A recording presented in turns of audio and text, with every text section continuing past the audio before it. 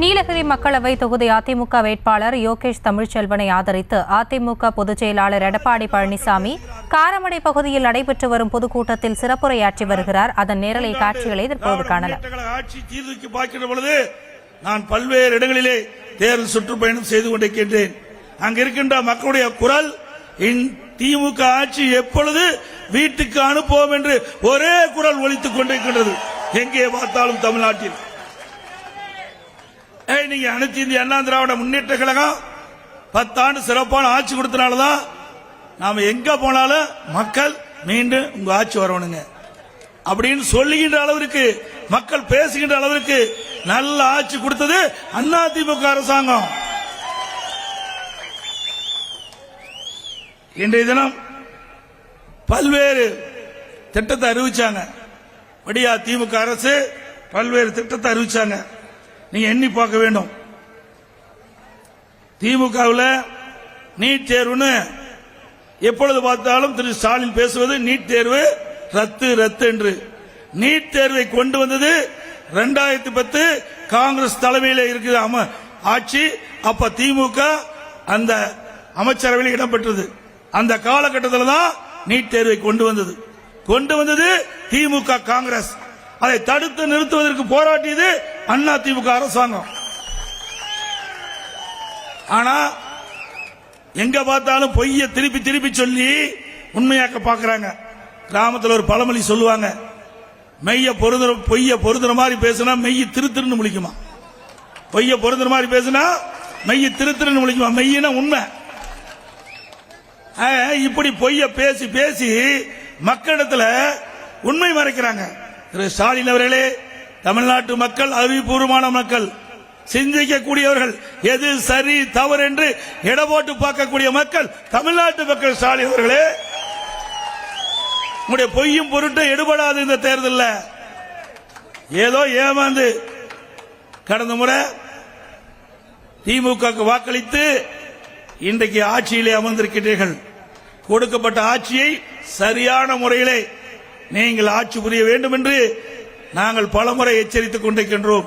ஆனா அதையெல்லாம் கேட்கிற மாதிரி இல்ல. ஏன்னா எல்லா துறையிலும் ஊழல் இல்லாத துறையே கிடையாது. லஞ்ச லாவணியம் எல்லா துறையிலும் தாண்டவாடிக்கொண்டிருக்கின்றது. கட்டுப்படுத்த முடியல. ஏன்னா அவருடைய சகாக்களே லஞ்சம் வாங்கிட்டு இருக்கிறாங்க. அவர் எங்க போய் கட்டுப்படுத்த முடியும்? தமிழ்நாட்டில் பொறுத்த வரைக்கும் நீங்க எந்த துறையிலாவது ஏதாவது ஒரு பிரச்சனை சம்பந்தமா நீங்க அரசு அதிகாரி அணுகின்ற பொழுது முதல் கேள்வி இது இருக்குதான்னு கேட்கிறான். இதுதான் உங்களுக்கு புரிஞ்சுக்க. எது சொல்லுங்க, எது அது இருந்தா தான் அப்புறம் பேப்பரையே வாங்குறாங்க. அப்படிப்பட்ட ஆட்சி இருக்க வேணுமா தமிழ்நாட்டில்? இருக்க வேணுங்களா? அதுக்கு முடிவு கட்டுற தேர்தல் இந்த நாடாளுமன்ற தேர்தல். நீங்கள் நினைத்தால் ஆட்சி மாற்றம் கொண்டு வரலாம். அந்த வலிமை மக்களிடத்தில் இருக்குது, வாக்காளர் பெருமக்களிடத்தில் இருக்கிறது. அதே மக்களுக்கு நல்ல செய்வர்கள் பாராட்டப்படுவார்கள். அதே நேரத்தில் மக்களுக்கு தீங்கிழைக்கின்றவர்கள் அப்புறப்படுத்த வேண்டுமா வேண்டாமா? வேணுமல்ல. இன்றைக்கு காலம் அப்படித்தான் இருக்கின்றது. திராவிட முன்னேற்ற கழக ஆட்சி அப்புறப்படுத்த வேண்டிய ஆட்சி. இந்த தருணத்தில் விட்டுவிட்டால் திமுகவை தமிழ்நாட்டை ஆண்டவனால் கூட காப்பாற்ற முடியாது. ஏன்னா இன்னைக்கு வாரிசு அரசியல். திரு கருணாநிதி, அதுக்கு பிறகு ஸ்டாலின், அப்புறம் உதயநிதி ஸ்டாலின் முடிச்சுட்டார். வாழைமரத்தில் இடக்கண்ணு முடிக்கும். வாழைக்கன்று நெட்டு தான் அந்த வீட்டுல இடக்கண்ணு முடிக்கிட்டே இருக்கு. அது மாதிரி குடும்பத்தில் ஒவ்வொருத்தரா வந்துட்டே இருக்கிறாங்க. இது மன்னர் பரவ இல்லையா? இது மன்னர் ஆச்சா? இது ஜனநாயக நாடு. யார் வேணாலும் பதவிக்கு வரலாம். ஏன் இங்க குழந்தைங்க பதவிக்கு வரலாங்க? ஏன் இவர் கையெழுத்து போட செல்லாதா? கையெழுத்து போட செல்லாதா? ஜனநாயக நாட்டில் யார் வேணாலும் மக்கள் செல்வாக்கு இருந்தால் முதலமைச்சராகலாம், அமைச்சராகலாம். இது அனைத்து இந்திய அண்ணா திராவிட முன்னேற்ற கழகத்தில் பின்பற்றோம். திமுக அப்படி அல்ல. வாரிசு அரசியல். கருணாநிதி, திரு ஸ்டாலின், திரு உதயநிதி ஸ்டாலின் கொண்டு வருவதற்கு முயற்சிக்கிறாங்க. அதை தடுத்து நிறுத்த வேண்டிய தேர்தல் இந்த நாடாளுமன்ற தேர்தல். நாடாளுமன்ற தேர்தல் நீங்க கொடுக்கின்ற தீர்ப்பு அதற்கு முற்றும் விளைவிக்கின்ற தேர்தலாக அமைய வேண்டும். அப்பதான் தமிழ்நாட்டை காப்பாற்ற முடியும். என்ன தகுதி இருக்குது சொல்லுவாங்க. திரு ஸ்டாலினுக்கே ஒண்ணும் கிடையாது. அவர் பொம்மை முதலமைச்சர், திறமையற்ற முதலமைச்சர். இந்த பொம்மைக்கு சாவி கொடுத்தா அந்த குழந்தைகள் எல்லாம் பொம்மை வாங்கிட்டு வருவோம். பொம்மை வாங்கிட்டு வந்து அந்த குழந்தை வேடிக்கை பார்க்கும்போது அது சாவி கொடுத்தா அந்த குழந்தை டக்கு டக்கு டக்குன்னு கையை தட்டும். அது மாதிரி ஸ்டாலின் என்ற பொம்மைக்கு குடும்பத்திற்கு சாவி கொடுத்து வச்சுட்டா அது வண்டி தட்டிட்டு. அப்படிப்பட்ட முதலமைச்சர் தான் தமிழ்நாடு முதலமைச்சர். அவருடைய மகன் உதயநிதி ஸ்டாலின், அவருக்கு என்ன தகுதி இருக்குது சொல்லுங்க. குடும்பத்தில் அவர் ஒரு உறுப்பினர். திரு ஸ்டாலினுடைய மகன், திரு கருணாநிதியுடைய பேர். இதை வைத்து இவர் என்ன அரசியல் பெரிய சாதிச்சிட்டார். அது குடும்பத்தில் இருக்கிற காரணத்தினால அவரை முன்னிலை நிறுத்துறாங்க. ஏன் திமுக ஆளே இல்லையா? எத்தனை பேர் திமுகவுக்கு உழைத்து ஓடாய் போய் தேர்ந்து நிற்கிறாங்க.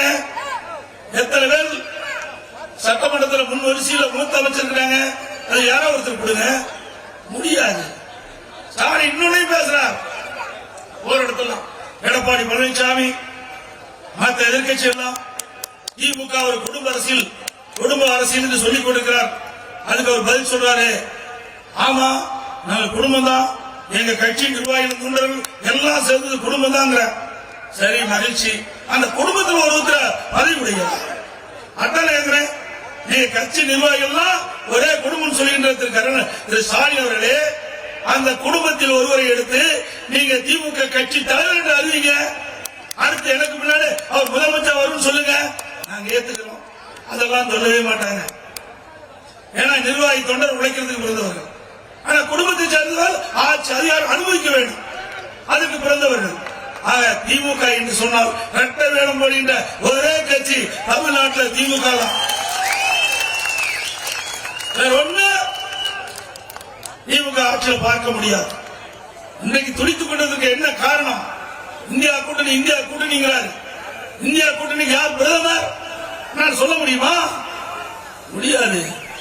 2019 ஒரு நிகழ்ச்சிக்கு திரு ராகுல் காந்தி அவர்களும் திருமதி சோனியா அம்மையார் அவர்களும் வந்திருந்தாங்க. அந்த நிகழ்ச்சியில திரு ஸ்டாலின் பேசுறார். 2019 அப்ப நாடாளுமன்ற தேர்தல் வர இருக்குது. அந்த காலகட்டத்தில் திரு ஸ்டாலின் சொல்றார், இங்கே ராகுல் அமர்ந்திருக்கின்றாரே அவர்தான் இந்திய நாட்டுடைய அடுத்த பிரதமர் அப்படின்னு சொன்னார்.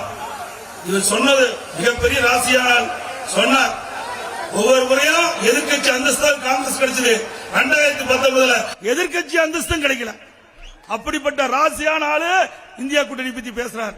இவர் பேசிய காரணத்தினாலதான் நிதிஷ்குமார் வந்தவுடனே வேகமா ஓடிட்டார்.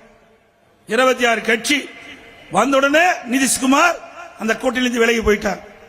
அதுக்கு பிறகு பல்வேறு கட்சிகள் இன்றைக்கு மேற்கு வங்காளம் மம்தா பானர்ஜி அந்தமா இந்திய கூட்டணி இல்லைன்றது. இன்னைக்கு கெஜ்ரிவால் டெல்லியில கூட்டணி வைக்கிறார், பஞ்சாப்ல கூட்டணி கிடையாது. எப்படி பாருங்க, டெல்லியில கூட்டணி வைக்கிறாரு, அதே கட்சி பஞ்சாப்ல காங்கிரஸ் சேர்த்து போட்டிடுது. அதை விட கம்யூனிஸ்ட் கட்சி இந்திய கூட்டணியில் அங்க வைக்க சொல்றாங்க. கேரளாவில் ராகுல் காந்தி போட்டியிடுகிறார், அவரை எதிர்த்து போட்டியிடுவது கம்யூனிஸ்ட் கட்சி சேர்ந்தவர்கள். இவர்களா இந்தியா கூட்டணியில் பிரதமர் வேட்பாளரை நிறுத்த முடியும்? இங்கேயே ஒற்றுமை இல்லை. இந்த நாடாளுமன்ற தேர்தலிலேயே ஒற்றுமை இல்லாம இவர்தான் இந்தியா கூட்டணி ஒவ்வொரு வார்த்தையும் பேசிட்டு இருக்கார். ஏன்னா சிறுபான்மை மக்களுடைய வாக்குகளை பெறுவதற்கு இந்த இந்தியா கூட்டணி தேவை. அதனால அடிக்கடி எப்பொழுது பார்த்தாலும் கூட்டத்தில் இந்தியா கூட்டணி ஆட்சிக்கு வரணும். எங்கேயா ஆட்சிக்கு வரும் போது இங்கேயே எதிர்த்து போட்டிடுறீங்க. நாடாளுமன்ற உறுப்பினர் வர்றதுக்கு உங்களால ஏற்றுக்கொள்ள முடியல. அப்ப எங்க பிரதமரை தேர்ந்தெடுக்க போறீங்க? உங்களுக்கு யார் பிரதமர்? யார் இல்லையே. பேரில்லாத குழந்தை மாதிரில இருக்குது. குழந்தை பெற்றெடுத்த பிறகு அதுக்கு பேரே வைக்க முடியாத ஒரே கட்சி இந்திய கூட்டணி கட்சி தான். அண்ணா திமுக அப்படி அல்ல. நேற்று தினம் ஸ்டாலின் பேசியிருக்கிறார். எடப்பாடி பழனிசாமி நாங்க இந்தியா கூட்டணி சொல்றோம், ஆட்சிக்கு வரணும்னு சொல்றோம், ஆனா நீங்க என்ன சொல்ல போறீங்க அப்படிங்கிறாங்க. திரு ஸ்டாலின் அவர்களே, அனைத்து இந்திய அண்ணா திராவிட முன்னேற்ற கழகம் ஆட்சி அதிகாரத்துக்காக ஆசைப்பட்டது கிடையாது. என்னுடைய தமிழ்நாடு மக்கள், ஏன் மக்கள். செய்திகளை உடனுக்குடனும் துல்லியமாகவும் தெரிந்து கொள்ள சப்ஸ்கிரைப் பண்ணுங்க.